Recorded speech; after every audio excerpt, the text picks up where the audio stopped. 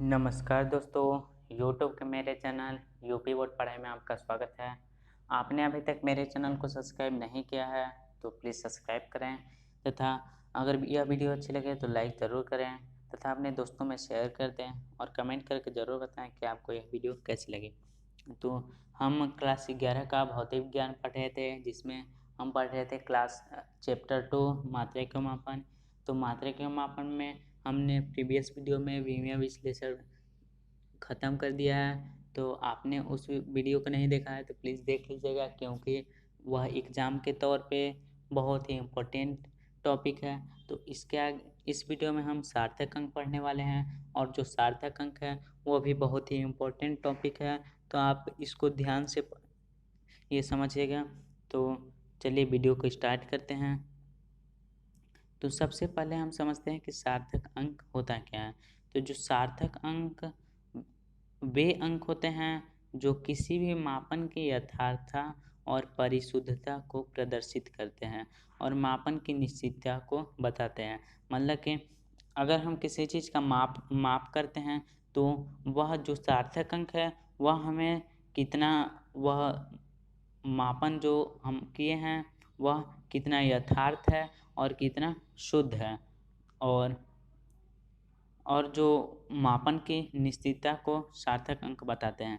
तो सार्थक अंक वे अंक होते हैं जो किसी भी मापन के यथार्थता तथा परिशुद्धता को प्रदर्शित करते हैं और मापन की निश्चितता को बताते हैं। इसको हम एक उदाहरण के से समझ सकते हैं। तो यहाँ एक छड़ है, तो जब हम छड़ को मीटर स्केल से नापते हैं तो हमारा इसका लंबाई 4.5 सेंटीमीटर आता है, तथा जब इसी छड़ को हम वर्नियर कैलिपर से मापते हैं तो हमारा जो लंबाई है वह 4.54 आता है।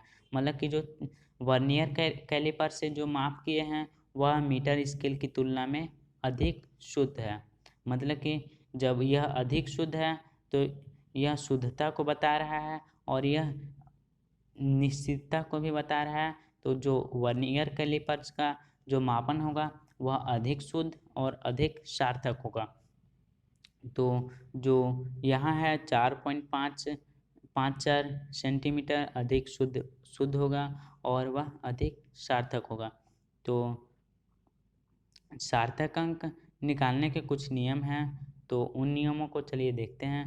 तो सार्थक अंक निकालने के कुछ नियम, तो जो पहला है वह है कि सभी अशून्य संख्या सार्थक अंक होते हैं। मतलब कि अगर हमें अशून्य संख्या दिया हुआ है तो वह सार्थक अंक होगा, वह चाहे जितने भी अशून्य संख्या दिए हों। जैसे यहाँ है 4, 2, 1, इसमें 3 सार्थक हैं क्योंकि इसमें 3 अशून्य संख्याएं हैं। अगर इसमें है 5, 6, 8, 9 तो इसमें 4 सार्थक अंक हैं, और फिर इसमें है 3, 2 तो इसमें 2 सार्थक अंक हैं। अब है 4, 5, 2 तो इसमें 3 सार्थक अंक है। मतलब कि जितने भी अशून्य संख्या होती हैं, मतलब अशून्य संख्या से मतलब है कि वह शून्य नहीं होंगे, तो वह कुछ भी हो सकती हैं। जैसे 1, 2, 3, 4, 5, 6, 7, 8, 9 कुछ भी हो सकती है, मतलब कि वह जीरो नहीं होनी चाहिए। तो वे सभी अंक जो होते हैं वह सार्थक अंक होते हैं। तो अगर हम कह लें कि 4, 1, 1, 4, 3 तो इसमें कितने सार्थक अंक होंगे? तो इसमें अशून्य संख्या के अंकों की संख्या 5 है, तो इसमें 5 सार्थक अंक होंगे। अब हम दूसरा नियम देखते हैं। तो जो दूसरा नियम है वह कह रहा है कि किसी संख्या के दशमलव की दाईं तरफ आने वाली संख्या भी सार्थक अंक होते हैं। मतलब कि अगर कहीं पे दशमलव आया है तो उसके जितने भी दाईं तरफ होंगे वह सभी सार्थक अंक होंगे। तो यहाँ उदाहरण दिया गया है 3.00, तो इसमें 3 सार्थक हैं, क्योंकि जो दशमलव के इधर अगर कोई भी संख्या है वह सार्थक होगी, और जो 3 है वह अशून्य संख्या है तो ये भी सार्थक होंगी। तो कुल सार्थक अंक की संख्या हमारा हो गया 1, 2, 3। इसी प्रकार 4.0 में 4 भी सार्थक अंक होगा, और दशमलव के दाईं तरफ 0 आया है तो वह भी सार्थक अंक होगा। तो 4.0 में हमारा सार्थक अंकों की संख्या 2 हो गया। अब आता है 3.000, तो इसमें हमारा 4 सार्थक अंक है। इसके आगे आता है 2.0, तो इसमें हमारा 2 सार्थक अंक है। तो अब अगले नियम की तरफ बढ़ते हैं। तो जो अगला नियम है वह कह रहा है कि किसी भी संख्या में अशून्य संख्या के बाईं तरफ आने वाले शून्य अंक सार्थक नहीं होते हैं। मतलब कि जो दूसरा नियम था वह कह रहा था कि दशमलव के मतलब कि जो तीसरा नियम है वह है अशून्य संख्या के बाईं तरफ आने वाले शून्य अंक सार्थक नहीं होते। मतलब कोई भी अशून्य संख्या है उसके जितने भी बाईं तरफ आएंगे शून्य वह सभी अशून्य जो सार्थक अंक नहीं होंगे। तो यहाँ उदाहरण दिया गया है 0.002, तो इसमें हमारा जीरो सार्थक अंक नहीं होगा, क्योंकि दूसरा नियम था वह कह रहा था कि दशमलव के दाईं तरफ आने वाले अंक भी सार्थक अंक होते हैं। तो इसमें हमारा 0.002 दिया है, मतलब कि यह 0 भी सार्थक अंक होने चाहिए। लेकिन इस नियम में है कि जो अशून्य संख्या के अगर बाईं तरफ आया है तो वह शून्य सार्थक अंक नहीं होते हैं। मतलब कि जो अशून्य संख्या के यह तीनों बाईं तरफ आए हैं मतलब कि यह सार्थक अंक नहीं होंगे। तो हमारा सार्थक अंक की संख्या इसमें हो गया 1, क्योंकि ये जो 3 जीरो हैं वो सार्थक अंक नहीं होंगे। तो अगला जो उदाहरण है वह है 0.0023। तो इसमें अशून्य संख्या के इधर शून्य आया है, इसलिए यह तीनों सार्थक अंक नहीं होंगे। तो इसमें सार्थक अंकों की संख्या 2 होगी। इसके बाद आता है 0.00230।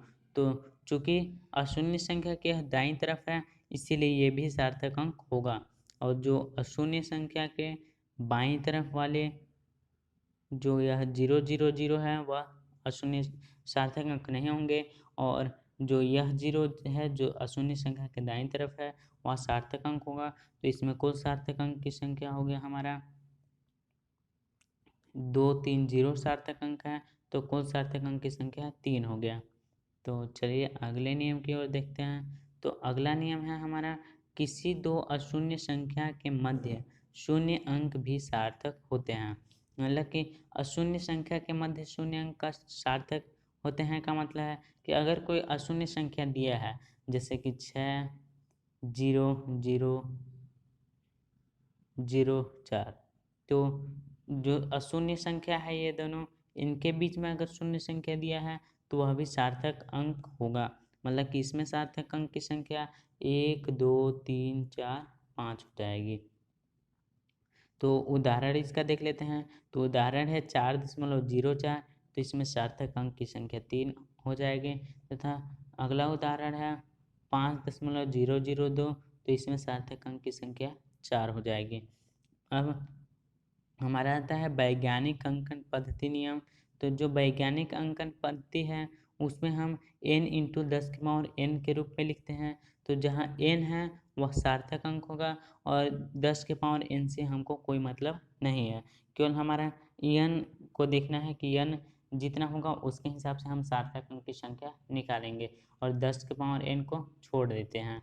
तो उदाहरण देख लेते हैं। तो उदाहरण है 3.02 इंटू 10⁻4। तो हमको 10⁻4 से कुछ मतलब नहीं है, मतलब 10⁻4 को भूल जाइए। और हमारा है n 3.02, तो इसमें हमारा 3 सार्थक अंक है, तो हमारे कुल सार्थक अंक की संख्या 3 हो जाएगी।